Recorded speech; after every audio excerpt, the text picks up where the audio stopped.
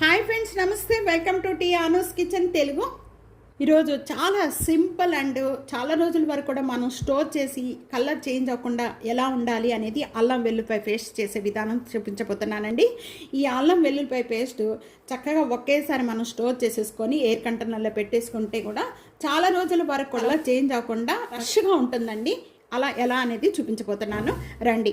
అల్లం అనేది ముందుగా మనం కట్ చేసేసుకొని పైన చెక్కు తీసేసుకొని ఈ అల్లంలో కొద్దిగా మట్టి అదంతా ఉంటుందండి. వెచ్చని వాటర్లో ఒక 10 నిమిషాలు వేసేసుకున్నారంటే దానిలో ఉన్న మురికంతా కూడా వదిలిపోతుంది, చక్కగా ఫ్రెష్గా ఉంటుంది. అలా అయిన వెంటనే కూడా 2 టైమ్స్ మళ్ళీ క్లీన్ చేసుకోవాలి. అలా క్లీన్ చేసుకున్న అల్లం ముక్కను మీడియం సైజులో కట్ చేసిన అల్లం ముక్కలు. ఇప్పుడు మనం అల్లం ఎంత తీసుకుంటున్నామో వెల్లుల్లిపాయ కూడా అంతే తీసుకోవాలండి.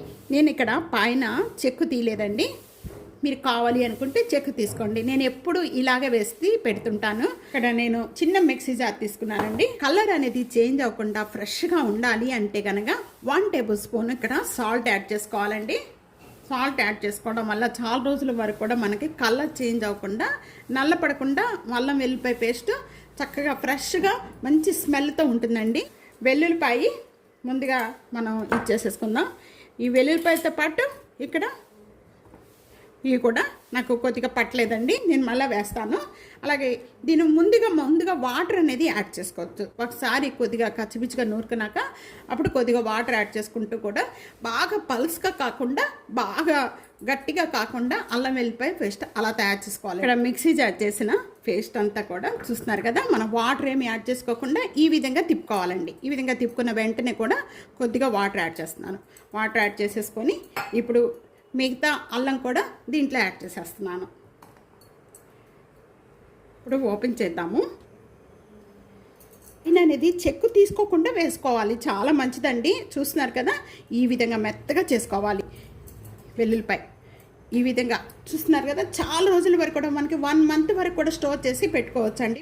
గాజు బాటిల్లో మీరు వేసుకొని పెట్టుకున్నారంటే ఈ అల్లం వెల్లుల్లిపాయ పేస్ట్ అసలు 1 మంత్ వరకు కూడా ఇదే కలర్లో చక్కగా ఉంటుందండి, ఫ్రెష్గా ఉంటుంది, మంచి స్మెల్తో. పైన కూడా మీరు బాటిల్ మూత పెట్టేటప్పుడు టైట్గా పెట్టి చక్కగా పెట్టేసుకోండి. ఫ్రిడ్జ్లో పెట్టేసుకుంటే మనం సాల్ట్ వేసుకోవడం వల్ల కలర్ అనేది చేంజ్ అవ్వదు. గాజు బాటిల్లో పెట్టుకోవడం వల్ల చక్కగా ఫ్రెష్గా మంచి స్మెల్తో ఉంటుందండి. ఆ 2 ట్రిక్స్ అండి అల్లం వెల్లుల్లిపాయ పేస్ట్కి. ఇల్లుకి యాడ్ చేసేసి బాటిల్లో పెట్టేస్తాను నేను. ఇంకా తప్పకుండా ఇదే విధంగా స్టోర్ చేసి అల్లం వెల్లుల్లిపాయ పేస్ట్ మనకి ఎప్పుడు కావాలి అనుకుంటే అప్పుడు మనకి పని అయిపోతుంది తొందరగా. ఈ విధంగా స్టోర్ చేసి పెట్టుకోండి. ఈ రెసిపీ ట్రై చేసి మీకు వీడియో నచ్చితే కనుక 4 వీడియో షేర్ చేసి లైక్ చేసి కామెంట్ చేయండి. అలాగే సబ్స్క్రైబ్ చేసుకోండి. Thank you for watching.